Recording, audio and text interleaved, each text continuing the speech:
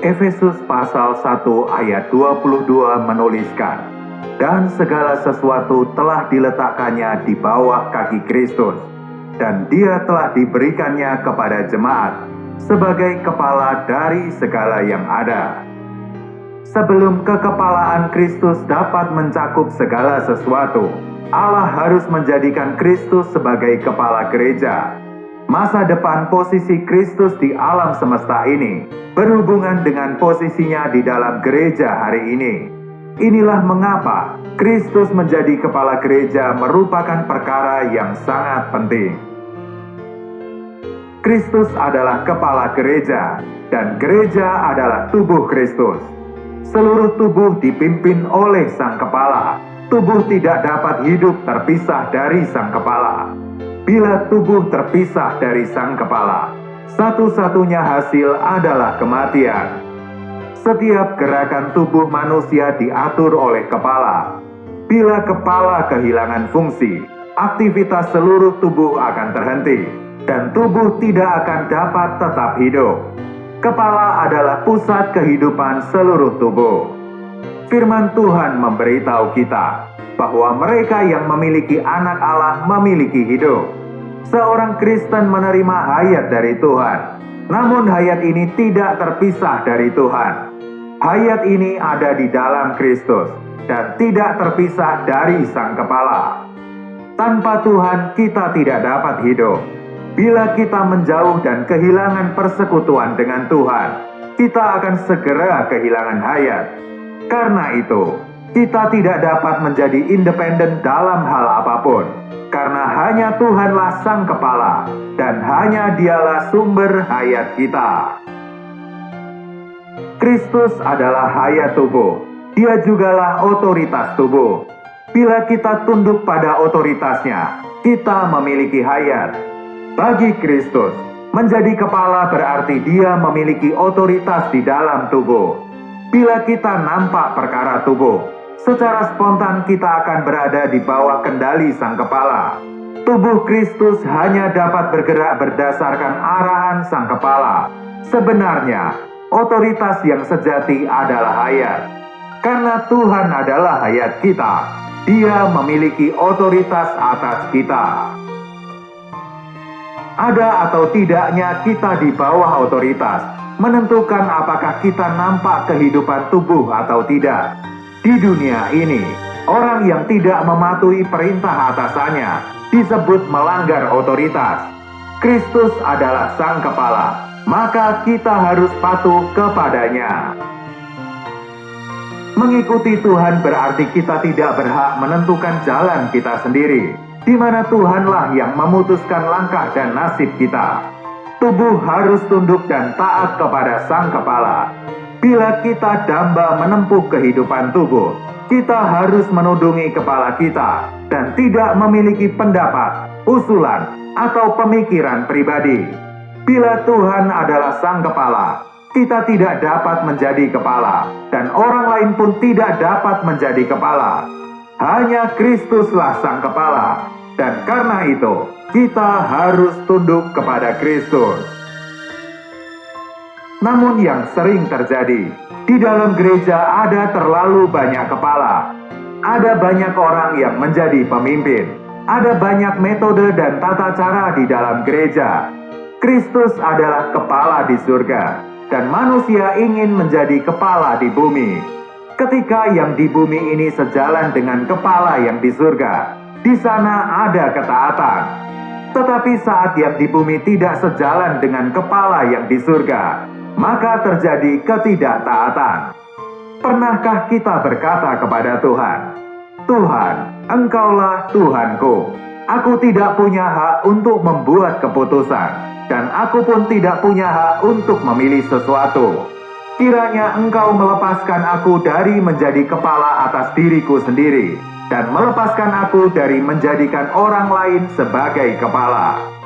Kita semua harus belajar untuk menerima perintah dari Tuhan. Kristus adalah Sang Kepala. Tidak seorang pun dapat berjalan menurut kehendaknya sendiri. Ini adalah pengalaman dasar orang Kristen dalam berserah dan tunduk kepada Tuhan. Dalam Kisah Para Rasul pasal 2, Rasul Petrus mengatakan, Allah telah membuat Yesus yang kamu salibkan itu menjadi Tuhan dan Kristus. Kristus bukan hanya juru selamat, tetapi juga Tuhan. Kita semua perlu memiliki Kristus sebagai Tuhan kita. Dan karena kita semua telah berdosa, Dia harus menjadi juru selamat kita. Bila kita merenungkan pengalaman Paulus, ketika Tuhan menyatakan diri dalam perjalanan Paulus ke Damsyik, Paulus bertanya kepada Tuhan, "Siapakah Engkau, Tuhan?" Pertama-tama Paulus nampak tentang Tuhan, dan kemudian Paulus percaya Tuhan sebagai juru selamat. Bila mata kita terbuka, kita akan berkata, "Tuhan, mulai sekarang jadilah Tuhanku, berkuasalah atas diriku." Karena itu kita harus berpegang pada Sang Kepala. Berpegang pada Sang Kepala berarti kita hanya mengakui Kristus sebagai Kepala. Hal itu berarti ketaatan mutlak pada otoritas Kristus. Efesus pasal 4 ayat 15 dan 16 menuliskan, "Tetapi dengan teguh berpegang kepada kebenaran di dalam kasih, kita bertumbuh di dalam segala hal ke arah Dia, Kristus, yang adalah Kepala. Daripadanyalah seluruh tubuh, yang rapi tersusun dan diikat menjadi satu, oleh pelayanan semua bagiannya, sesuai dengan kadar pekerjaan tiap-tiap anggota, menerima pertumbuhannya dan membangun dirinya dalam kasih." Anggota-anggota tubuh dipersatukan dengan berpegang pada Sang Kepala. Allah mau agar kita berpegang pada Sang Kepala. Dia mau agar kita memiliki hubungan yang tepat dengan Kristus. Begitu kita memiliki hubungan yang tepat dengan Kristus, kita pun memiliki hubungan yang tepat dengan anggota tubuh yang lain. Bila kita tunduk pada Sang Kepala, masalah dengan saudara-saudari akan mudah teratasi. Dapat atau tidaknya kita menjalani kehidupan tubuh dengan tepat, bergantung pada hubungan kita dengan Kristus. Karena itu kita harus memelihara hubungan yang tepat dengan Tuhan. Hal ini bukan berarti bahwa tidak boleh ada persekutuan apapun di antara orang Kristen. Persekutuan antara orang-orang Kristen didasarkan pada hubungan pribadi mereka dengan Kristus. Karena Kristus yang adalah hayat di dalam kita tidak dapat dipisahkan dengan Kristus yang adalah hayat di dalam orang lain, maka perlu ada persekutuan yang saling membangun di antara kita. Kristus yang adalah hayat kita adalah satu dan tidak terpisah-pisah. Kristus adalah dasar persekutuan kita. Selain Kristus, kita tidak punya apapun untuk dipersekutukan. Latar belakang pendidikan dan kemampuan kita semua berbeda. Tetapi ada satu yang kita miliki bersama, yaitu Kristus. Persekutuan di antara orang-orang Kristen harus berdasarkan hubungan masing-masing dengan Sang Kepala. Kita tidak memiliki dasar persekutuan lain di luar Sang Kepala. Bila kita semua berpegang pada Sang Kepala, persekutuan di antara kita akan tepat dan saling membangun. Tetapi bila kita semua tidak berpegang pada Sang Kepala, persekutuan kita akan mengalami kesulitan. Apakah kita akan mengikuti Tuhan sampai akhir? Bila beberapa orang telah meninggalkan jalan yang benar dan tidak lagi menempuh jalan ini, bagaimana kita masih dapat bersekutu dengan mereka?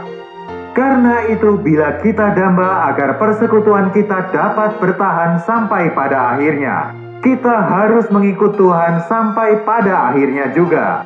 Kita perlu ingat bahwa berpegang pada Sang Kepala adalah dasar persekutuan kita. Untuk dapat berpegang pada Sang Kepala, kita harus mengizinkan salib menangani daging dan alamiah kita secara mendalam. Di sisi lain, kita pun harus berjalan menurut pimpinan Roh Kudus. Hanya dengan demikian kita akan memiliki persekutuan tubuh yang sejati. Tanpa salib menangani alamiah, kita tidak dapat menempuh penghidupan tubuh. Kitab Wahyu menyebutkan bahwa ada sekelompok orang yang mengikuti anak domba itu kemana ia pergi. Dapatkah kita mengatakan bahwa kita adalah orang yang mengikuti anak domba itu kemana ia pergi. Begitu salib menangani daging dan menghancurkan alamiah kita, kita dapat pergi kemanapun anak domba itu membawa kita. Bila tidak ada penghalang antara kita dan anak domba, tidak akan ada penghalang antara kita dan tubuh. Misalkan tangan kiri kita terluka, kepala akan mengarahkan tangan kanan untuk membantu tangan kiri. Tangan kanan itu tidak bergerak sendiri. Hubungan timbal balik di antara anggota-anggota terlebih dahulu melalui kepala. Bila kita berpegang pada sang kepala, kita akan menolong yang lain karena Tuhan, bukan karena kasih manusia. Kapanpun kita memikirkan bagaimana orang lain telah menyakiti kita, hal itu adalah bukti bahwa kita tidak berpegang pada sang kepala. Bila kita berpegang pada sang kepala, kita tidak dapat membuat hubungan langsung apapun dengan orang lain, dan kita tidak dapat memiliki kasih yang khusus kepada orang-orang tertentu. Tuhan tidak menghendaki adanya perpecahan atau adanya kelompok-kelompok di dalam gereja. Kelompok-kelompok itu terjadi saat orang Kristen memiliki hubungan langsung satu sama lain tanpa melibatkan sang kepala. Mereka memiliki persahabatan khusus yang tidak berasal dari kasih terhadap Tuhan. Hal inilah yang membentuk kelompok-kelompok. Bila kita berpegang pada sang kepala, hati kita harus sebesar sang kepala itu. Kita saling mengasihi dengan kasih yang berdasar pada tubuh Kristus. Kasih yang di luar tubuh adalah sesuatu yang tidak dikehendaki Tuhan.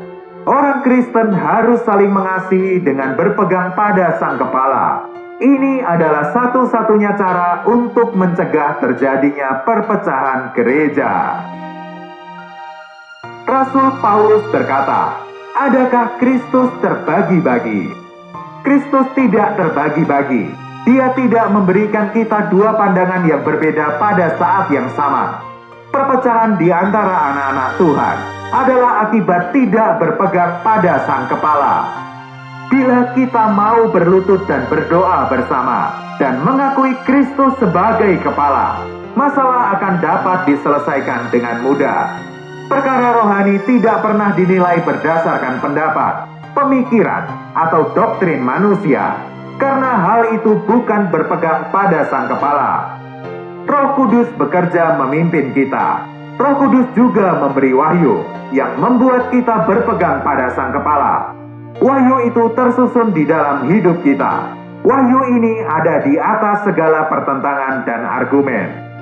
Berpegang pada sang kepala adalah berpegang pada apa yang telah Tuhan berikan kepada kita. Bila opini atau pendapat kita bukan berasal dari sang kepala, hal itu tidak berguna. Semua pendapat diri kita tidak memiliki nilai sama sekali. Tujuan Tuhan hari ini adalah agar anak-anaknya menempuh penghidupan tubuh di bumi. Untuk mewujudkan kehidupan tubuh, kita harus berpegang pada sang kepala.